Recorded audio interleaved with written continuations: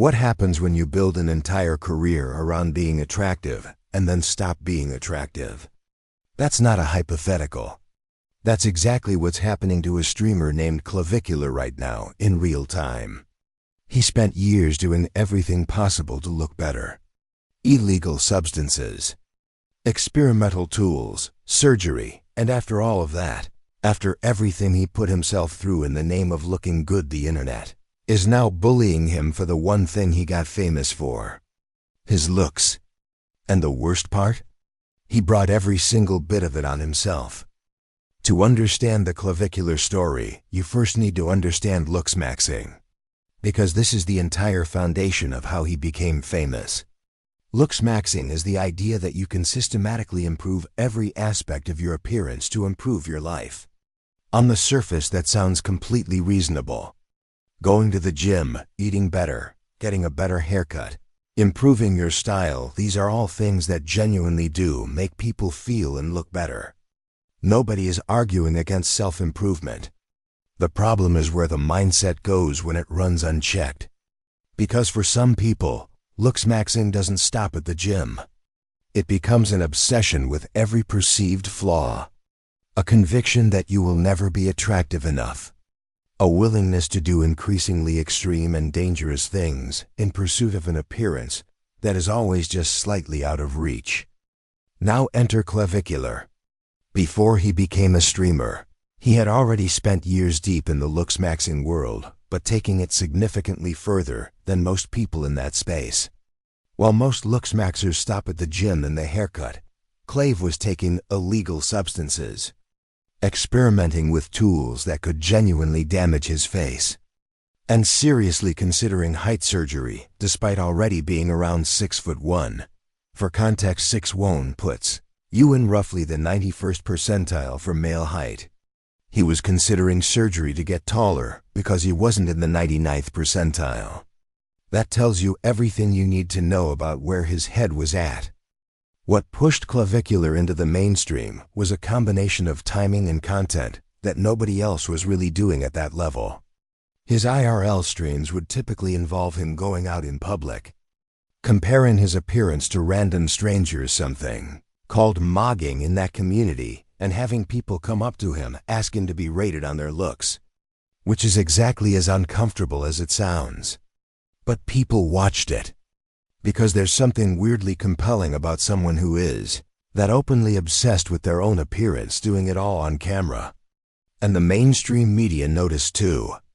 The New York Times did not one but two pieces on him, one called "Handsome at Any Cost" and another podcast episode titled "Injections, Bone Hammering, and the Pursuit of Peak Male Beauty."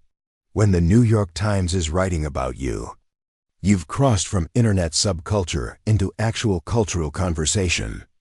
As his clips kept going viral, bigger doors started opening. He got invited onto streams with Adin Ross and Neon, two of the most watched streamers on the internet. He started doing podcasts. He started getting interview requests.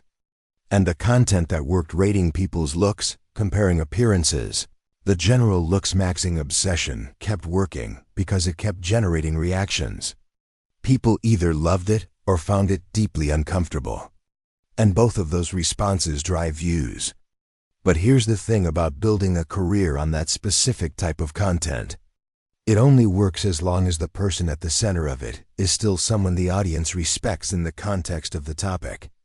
And for a looksmaxxer, that means you need to keep looking the way people expect you to look. And then things started falling apart fast. In a relatively short period of time, Clavicular managed to get arrested, end up in hospital after apparently overdosing on stream, run someone over with his Cybertruck, and somehow get himself involved in an alligator shooting incident. I want to say that list gets more absurd as it goes on, but honestly, every item on that list is equally insane. However, out of everything that happened during this stretch, the most significant thing in terms of how it would affect his career was the overdose. Because after that, he made the decision to get clean, which meant stopping the steroids he had reportedly been taking since he was 14 years old. Getting clean was objectively the right decision.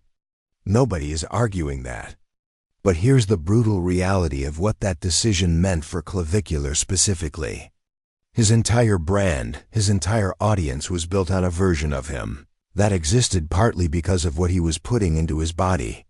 When you remove that, when someone who has been on steroids since they were a teenager suddenly stops, the physical change is significant, and it happens relatively quickly.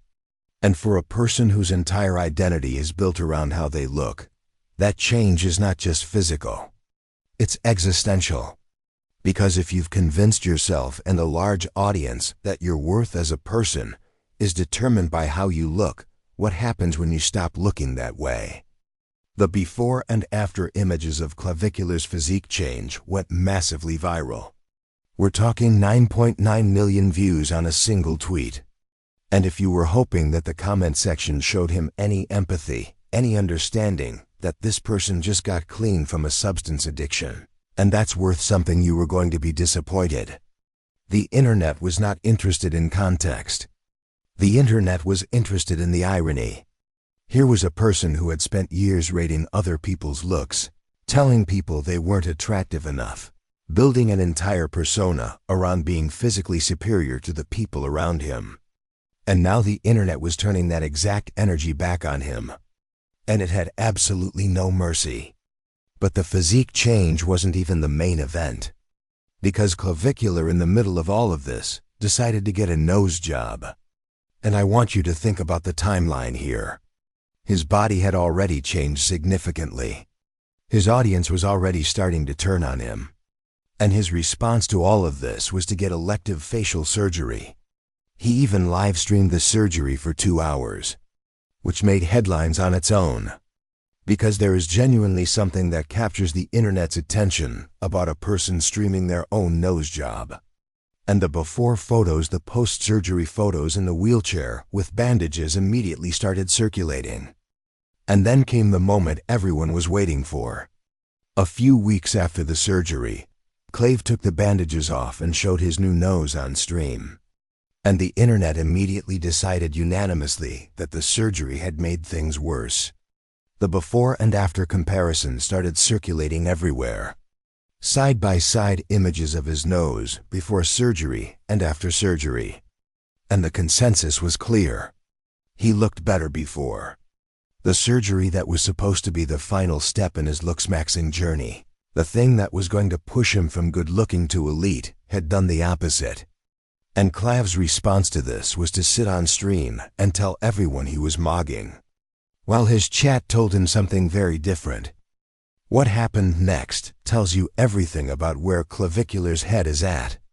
Instead of acknowledging that maybe the surgery hadn't gone the way he planned, or, at minimum, that reasonable people could look at the before and after and have concerns, he doubled down completely. On stream, in interviews, and every public appearance, he insisted he looked better now. He was mogging. He was Chad. The internet was wrong.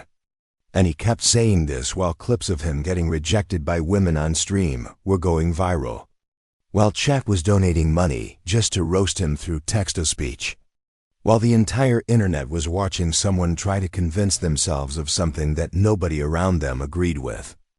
But the clip that I think defines this entire era of Clavicular's story is a conversation he had with 2 other streamers where he tried to explain why he got the nose job. And what makes this clip so revealing is that you're watching someone, deep in a very specific mindset, try to communicate with 2 people who are completely outside of it. He's explaining that his nose was his worst feature, that fixing it was necessary, that without it he couldn't attract the right women or have children. And the 2 other people in the conversation are just looking at him, genuinely confused. Because from the outside, the logic doesn't track. The nose looked fine before. The surgery made it worse. And he's sitting there explaining why the surgery was still necessary and still correct. And here is the actual takeaway from the Clavicular story. Because this isn't really a story about a nose job going wrong.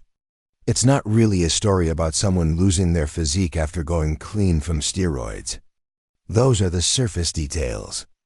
The actual story is about what happens when someone spends so long optimizing for one specific metric, in this case physical appearance, that they lose the ability to accurately evaluate themselves against that metric.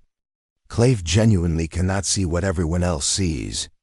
Not because he's stupid, but because he has spent so long inside the looksmaxxing mindset that his internal evaluation system is completely broken. He rates himself against an ideal that exists in his head, not against reality. And here's the other uncomfortable truth in this story. The audience that's now bullying Clavicular for his appearance is the same audience that built him up for his appearance. These are not different people. The same community that celebrated him when he was at his physical peak is the community throwing the Hulk again to Quagmire jokes now. Which tells you something important about what that audience actually values. They were never really fans of Clavicular. They were fans of what he represented to them.